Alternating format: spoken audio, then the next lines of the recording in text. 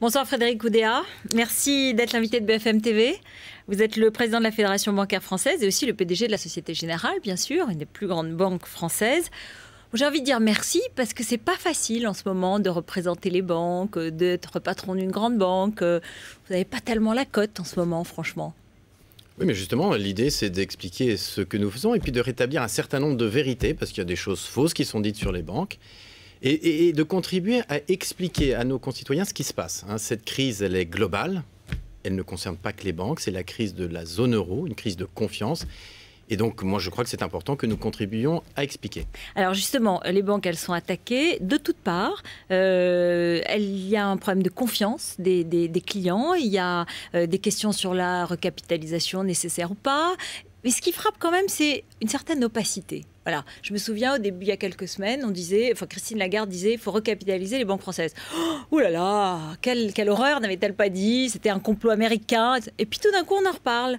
Entre-temps, on a eu l'impression qu'on ne nous a pas dit la vérité. D'abord, la banque, c'est un peu compliqué et au fond, les gens ont du mal à savoir comment ça fonctionne. Je voudrais juste te dire, d'un point de vue de la confiance, que la confiance, elle reste très bonne, finalement, sur le terrain, dans les agences, avec son conseiller. Tous les sondages le montrent. Et puis en même temps, il y a la question de la confiance dans les institutions, les banques, mais le sommet. Alors juste, une banque, en deux mots, si vous me permettez, je voudrais expliquer ce que c'est. Moi, je prends la comparaison avec une voiture. Une banque, elle a besoin de deux ressources financières. Il y a d'abord le capital, c'est un peu l'airbag de la voiture. C'est ce qui protège en cas d'accident grave. Et puis il y a une deuxième chose qui s'appelle la liquidité, qui est l'essence de la voiture. Pour prêter, nous ne créons pas de monnaie. Pour prêter, nous allons chercher des ressources. Ce sont les dépôts des Français. Et 100% des dépôts des Français financent l'économie française. Oui, on dit aussi qu'ils sont là pour être joués sur les marchés financiers. Ça, c'est faux, justement, puisque, en fait, en pratique, il y a plus de crédits faits aux particuliers français, aux PME françaises, que de dépôts dans nos bilans. Donc, il n'y a pas un centime qui va financer la spéculation. Et au contraire, on a même besoin d'aller compléter les ressources en allant emprunter nous-mêmes des ressources pour financer l'économie française. Alors, on va revenir évidemment sur le rapport des clients aux banques, mais revenons sur les questions institutionnelles, parce qu'elles sont au cœur de la crise de la zone euro. Depuis 24 heures, là, on dit il faut recapitaliser les banques européennes. Elles sont exposées au risque de la dette grecque.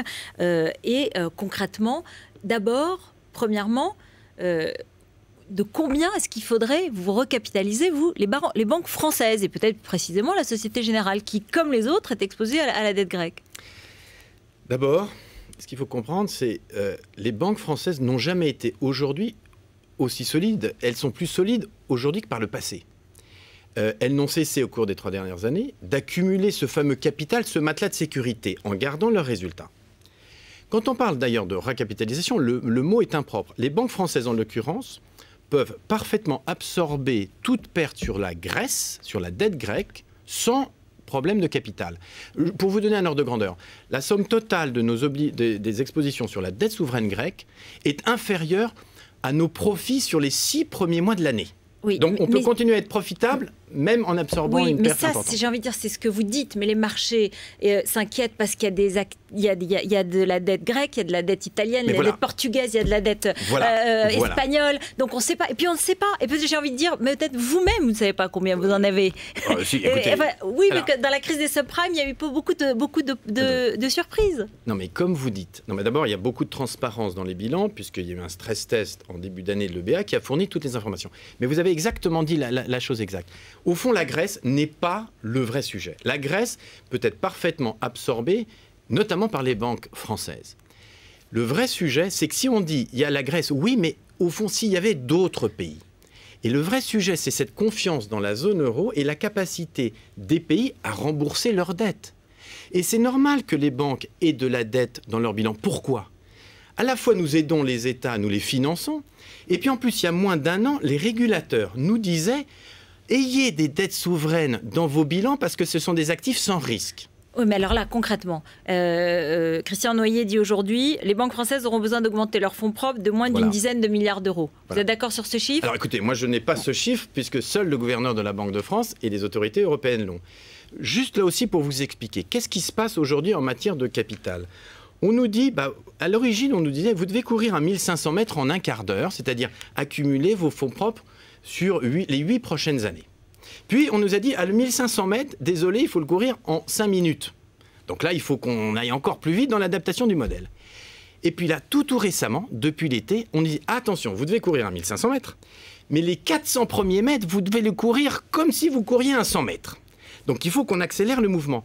Mais, en fait, nous allons faire des profits, nous allons augmenter notre capital grâce à ces profits, et les montants dont parle le gouverneur de la Banque de France, qui nous contrôle, qui nous connaît très bien, sont effectivement tels qu'on est parfaitement capable, avec nos moyens, de les dégager et de les accumuler. Mais concrètement, vous aurez peut-être besoin quand même de cette recapitalisation dont on va voir les modalités, parce que vous allez accepter une décote de la dette grecque. Non, c'est pas la dette. Non, la dette grecque, c'est pas le sujet. Oui, non. En revanche, comme dans les calculs, on va dire sur la dette grecque déjà. Ouais. Combien est-ce que vous acceptez de décote? Le 21 juillet, il y a eu un plan, c'était 21%. On a cru que ça suffirait. Pas du tout, on parle de 40, 50, 60%. Eh bien ça n'est pas un sujet pour les banques françaises. C'est-à-dire, vous dites non? Non, ce n'est pas ça. Nous sommes prêts à contribuer et nous sommes prêts à accepter, le cas échéant, des décotes pouvant aller jusqu'à 40 ou 50%. Nous disons simplement, attention, si on va trop loin, ce qui va être fait sur la Grèce, les gens vont considérer que ça va être fait sur l'Italie. Et c'est là où il y a cet effet de contagion. Donc le sujet n'est pas l'impact direct d'une perte de 40%. Donc vous pourriez absorber la dette grecque, mais comme vous ne pourriez pas absorber les autres... Voilà, la question c'est, est-ce que si on commence à les accumuler toutes, qu'est-ce qui se passe? Mais non seulement sur les banques, mais sur la confiance des épargnants dans ces dettes. Et donc concrètement, ce soir, vous dites quoi alors? Vous acceptez quand même de cette décote et vous dites... Parce qu'il y a des déclarations qui disent, voilà, on est en train d'arriver à un accord sur le montant de la décote de la dette grecque, ça y est, c'est bientôt, ça va s'arranger. Nous sommes, nous, Banque Française, complètement d'accord pour valider l'idée d'un plan volontaire où on contribue à traiter la dette grecque de manière durable. S'il faut faire plus que le 21, on est prêt à le faire. Jusqu'à 40, 50, 60 Jusqu'à 40, 50%. Je crois que 50%, c'est un seuil qu'il ne faudrait pas dépasser. Parce qu'au-delà, là, je crois qu'il y a un effet de contagion et de perception d'un effort qui paraît très important. Donc on est prêt à faire un effort supplémentaire, mais il faut qu'il soit proportionné. Ensuite, le vrai sujet, c'est de rassurer les gens en disant « Mais attention, la Grèce est un exemple unique. Il n'y aura pas d'autre Grèce. » Sauf que maintenant, l'Italie est un peu sous surveillance. Donc, Mais tout l'enjeu est là, si vous voulez. L'Italie n'est pas la Grèce. L'Italie est un pays qui a une économie diversifiée. L'Italie est un pays où le gouvernement peut collecter les impôts. L'Italie est un pays qui a beaucoup de patrimoine. Donc l'Italie n'est pas la Grèce. Mais c'est justement ça. Il faut convaincre de ça maintenant la communauté internationale et mettre y compris des mécanismes de solidarité qui vont définitivement convaincre le reste du monde que l'Europe fonctionne. Ce que font Angela Merkel et Nicolas Sarkozy. Avec bien entendu leurs partenaires rassurés en disant... Et ils le font bien? Ils le font bien pour vous? Écoutez, ils le font effectivement, ils sont en train d'y travailler, on va avoir la réponse mercredi. Voilà, mercredi. Mais je note, si vous voulez, que tous les volets nécessaires, à savoir traiter le dossier grec, deuxièmement, renforcer le FESF, ce fameux fonds de stabilité. Voilà. Troisièmement, mieux définir comment l'Europe doit fonctionner. Et enfin, quatrièmement, assurer que l'ensemble du secteur bancaire sera capable effectivement de traiter ce sujet de dette grecque éventuellement. Ce paquet-là est nécessaire et est aujourd'hui en train d'être discuté. Non, moi, juste un mot sur une recapitalisation nécessaire à cause de l'absence de confiance. Pas seulement à cause de la dette grecque, mais à cause du climat général. Dans ces cas-là, on dit... vous dites, on ne veut pas d'argent de l'État. Vous dites aussi, peut-être quoi, alors on peut se fournir sur les marchés? Ou alors est-ce qu'on va réduire ses bilans, on va liquider des actifs et on va réduire les crédits aux entreprises et comme ça, du coup, on est recapitalisé? Non, ça, on va continuer à financer l'économie française et on le fait. La croissance de nos crédits est aujourd'hui de 6% par rapport à l'année dernière. Et nous sommes proches de nos clients, nous avons envie de financer l'économie française. On est tout à fait responsable de cela. Donc, ce qu'on dit, c'est, écoutez, il y a 3 ans, on a été emprunté de l'argent public, on a remboursé. Aujourd'hui, nous pensons que nous avons les moyens, avec nos résultats, avec notre capacité de garder, le cas échéant, une partie très importante de ces résultats, de faire face à cette demande supplémentaire. Et toujours sans aucune aide de l'État? Oui, tout à fait. Et le cas échéant, d'aller, y compris sur le marché, parce qu'on a des banques crédibles. Mais pourquoi, nous, on ne demande pas de l'argent public Alors cet argent public peut être utilisé dans d'autres secteurs. Nous sommes aujourd'hui des banques solides, profitables. On est capable, par nos propres moyens, d'accumuler ces réserves au fur et à mesure. Frédéric Oudéa, dernière question. On est dans un climat électoral et vous avez entendu les candidats à la primaire socialiste, les uns après les autres, parler de mise sous tutelle des banques, parler d'entrée dans les conseils d'administration, de droit de veto, de fin des options, des stock options, des bonus. Voilà. Quand vous entendez ça, vous dites « Ouh là là, si la gauche vient au pouvoir, on va en prendre plein la figure ».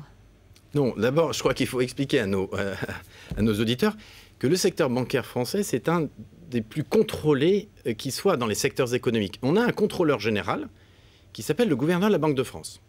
Nous avons des équipes entières de régulateurs qui viennent chez nous, dans nos établissements, pour vérifier. On est déjà contrôlé. On est déjà contrôlé en permanence. On fournit toutes les informations sur le fonctionnement de la banque, des banques, sont communiquées à notre régulateur. Et qu'est-ce que vous dites pour conclure à vos clients de la Société Générale qui, pour certains, s'inquiètent parce que la banque a été attaquée cet été, qui dispersent peut-être leurs comptes sur plusieurs banques parce qu'ils se disent si jamais il y a un crash, je serai dans plusieurs banques, je limite la casse. Qu'est-ce que vous leur dites ? Écoutez, je leur dis, encore une fois, les rumeurs infondées, ça c'est du passé. Aujourd'hui, je crois vraiment le système bancaire français, et la Société Générale en particulier, qui est particulièrement peu exposée en l'occurrence à la zone euro. Les banques françaises sont solides. Je crois qu'il faut que les Français, et les Français d'ailleurs le comprennent bien, d'ailleurs on voit des comportements très responsables, les Français comprennent que là il y a une crise de confiance psychologique dans la zone euro. C'est un point qui dépasse de beaucoup les banques. Les banques n'ont cessé au cours des 3 dernières années de se renforcer, et une nouvelle fois, leur argent est en sécurité dans des banques françaises solides, avec des mécanismes de garantie des dépôts qui existent. Je crois que les Français peuvent être confiants dans leur système bancaire qui va par ailleurs continuer à les financer. Merci Frédéric Oudéa d'être venu sur le plateau de BFM TV. Tout de suite, après le journal de Jean-Rémy Baudot, notre face-à-face, Jean-François Kahn, Alain Madelin. On parlera de la crise de la zone euro et puis des partis islamistes en Libye et en Tunisie. À tout de suite.